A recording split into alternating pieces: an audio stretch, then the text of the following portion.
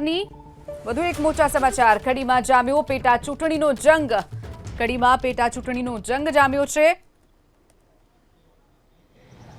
એક પાટીદાર દીકરીની સાથે કોંગ્રેસ પાર્ટી ક્યાંય માલધારીનું ગૌચર લૂંટાય છે, કોંગ્રેસ પાર્ટી એની સાથે અડીખમ ઊભી રહી છે।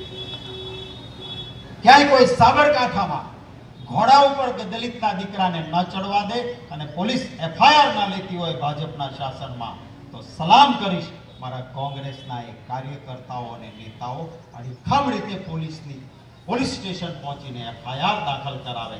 આ કોંગ્રેસે કર્યું છે અને આપણે કરવાનું છે। દરેક કોંગ્રેસી કાર્યકર્તાને વિનંતી કરીશ, અન્યાય કરતા કોણ છે એ નથી જોવાનું।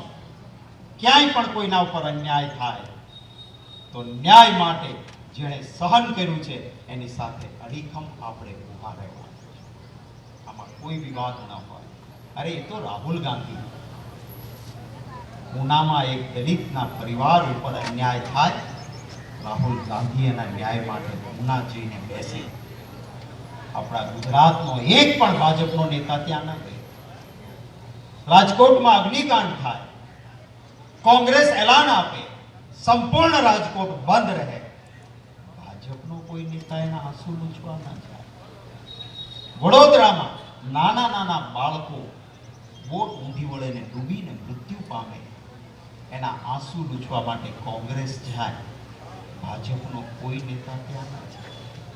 આવતા દિવસોમાં પણ ક્યાંય પણ અન્યાય થાય આપણે જઈને લડવાનું છે એના માટે। હા, ક્યાંક કોઈ બે વ્યક્તિના ઝઘડા થયા હોય, બે વ્યક્તિના ઝઘડા હોય અને એને જો સામાજિક રૂપ આપવાથી બે સમાજ વચ્ચે લડાઈ થતી હોય, તો મતોના રાજકારણ માટે બે સમાજને લડાવીને રામનો મરે તોય ભલે ને રહીમનો મરે તોય ભલે, મારા મતનું તરભાણું ભરે, આ ભાજપની નીતિ છે, આપણી નીતિ ના હોય। આપણી નીતિ છે સમાજમાં સમરસતા લાવો, અન્યાય થયો છે ને ન્યાય અપાવો, પણ એમાં મતોનું રાજકારણ ના હોય। યાદ કરો, ઇન્દિરા ગાંધીજી હતા, એક ઝાટકે પાકિસ્તાનના બે ટુકડા કર્યા, ત્યારે અમેરિકાના પ્રમુખે કીધું હતું, હો, 7મો કાફલો મોકલીશ, અટકાવી દો યુદ્ધ, સીઝ ફાયર કરો। પણ એ ઇન્દિરા ગાંધી હતા, એને કહ્યું કે તારા જે કાફલા મોકલવા હોય મોકલ, મારા દેશનું હિત હું નક્કી કરીશ, અને પાકિસ્તાનના બે ટુકડા કરીને આપ્યા। આજે શું પરિસ્થિતિ છે? આપણું સૈન્ય જીતતું હતું, અમેરિકા વાળો પહેલા ટ્વીટ કરે કે સીઝ ફાયર કરો એટલે આપણે કરી દેવાનું, અને પછી બહાદુર સેના, સલામ નમન બહાદુર સેનાને, એ સેનાના શૌર્યને મતો માટે પરિવર્તન કરવા માટે ઘરે ઘરે સિંદૂર વેચવા જવાનું। અરે હું હિન્દુ છું, મારું શાસ્ત્ર એમ કહે છે કે મારી બહેન દીકરી સિંદૂર એના પતિ સિવાય કોઈનું લઈ ના શકે। અરે કુંવારી દીકરી સિંદૂરને હાથ પણ ના અડાડી શકે। આ હિન્દુ ધર્મમાં કહેવાય છે, કોકનું સિંદૂર ક્યારેય અડાય પણ નહીં। આ ભાજપ વાળા કોકનું સિંદૂર લઈને ઘરે જાય છે, આ મારી બહેન દીકરીઓના સૌભાગ્યનું અપમાન છે, આ એની મર્યાદાનું અપમાન છે। અરે મતો માટે આટલા નીચે ઉતરો છો? સારા કામ કરો ને ભાઈ, કામના નામે મત માંગો, કામ કરીને મતો માંગો। અમે ગણાવીએ છીએ ને કે અમે શું કર્યું કોંગ્રેસની શાસનમાં, એમ મતો મળ્યા, આમ મત ના મળ્યા। ફરી વખત કહું છું, જે ત્રણેય અમારા ઉમેદવારો છે, એક વખત ઉભા થઈ જાઓ ત્રણેય જણા, પ્રહલાદભાઈ, ભાઈ શ્રી પ્રેમકાર અને રમેશભાઈ, આ ત્રિપુટીને એક સલામ કરું છું, એને અભિનંદન આપું છું। આ ખાનદાની છે તમારી।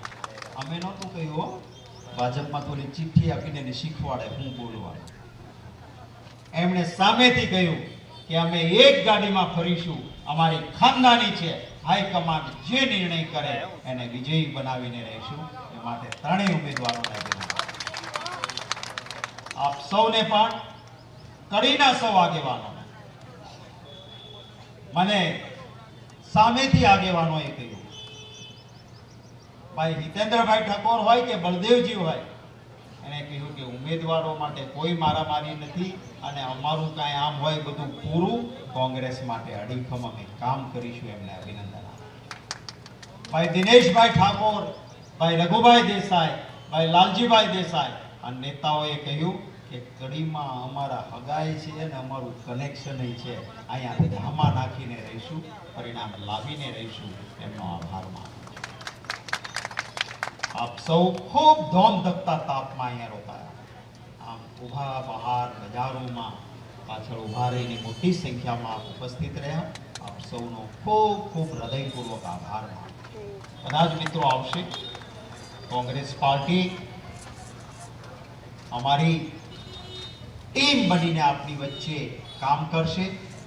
ફરી વખત અહીંના શહેર કોંગ્રેસ પ્રમુખ, તાલુકા કોંગ્રેસ પ્રમુખ, ટીમ કોંગ્રેસ અભિનંદન તમને. ખૂબ સરસ ડેટા તૈયાર કરીને લોકો સુધી પહોંચવાનો પ્રયત્ન કર્યો છે.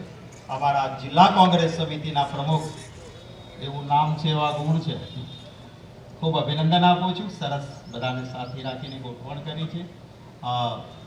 સુભાષિનીબેન યાદવ આપણા એઆઈસીસીના સેક્રેટરી છે.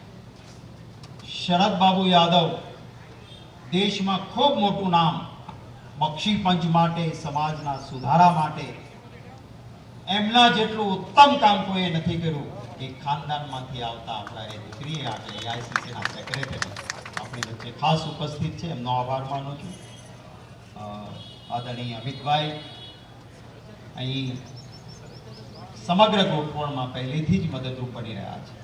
ગેનીબેન આપણી સૌની બેન, કોલર ઊંચો રાખીને ચાલી શકીએ. અને આ માત્ર હવે બનાસકાંઠાની બેન નથી હો, આખા દેશની બેન છે. એમણે એટલું પ્રભુત્વ ઊભું કર્યું છે. ગેનીબેન અહીંના પ્રભારી છે, એટલે ગેનીબેનની આબરૂ પણ તમારા હાથમાં છે. જાળવજો, મુખ્ય પ્રભારી છે. પાકો પાકો હાથ ઊંચો કરીને પરિણામ સુધી પહોંચીશું. અને ભાજપ વાળાનું ઘર એને મુબારક. એમાં તો હવે અંદરો અંદર જ ગાયને મત લીધા પછી ક્યારેક ગાય એ શિંગડે ચડાવીને પછાડે છે, આવું બધું છે. આપણે એમાં પડવું નથી. આપણે આપણું કામ કરીને એક પણ પંજા ઉપરનો મત બાકી ના રહે એવું કામ કરજો. આપ સૌનો ખૂબ આભાર. સારામાં સારું મતદાન આપણા મતોનું થાય. સૌ કાર્યકરોનું, કોંગ્રેસ પરિવારના સભ્યોનું, બધાના નામ નથી લઈ શક્યો. ખૂબ બધા નેતાઓ પાછળ બેઠા છે, બધાના નામ ઉલ્લેખ નથી કરી શક્યો. ગરમી ખૂબ હોવા છતાં આપે પ્રેમથી ઉપસ્થિતિ રાખી માટે આપનો આભાર.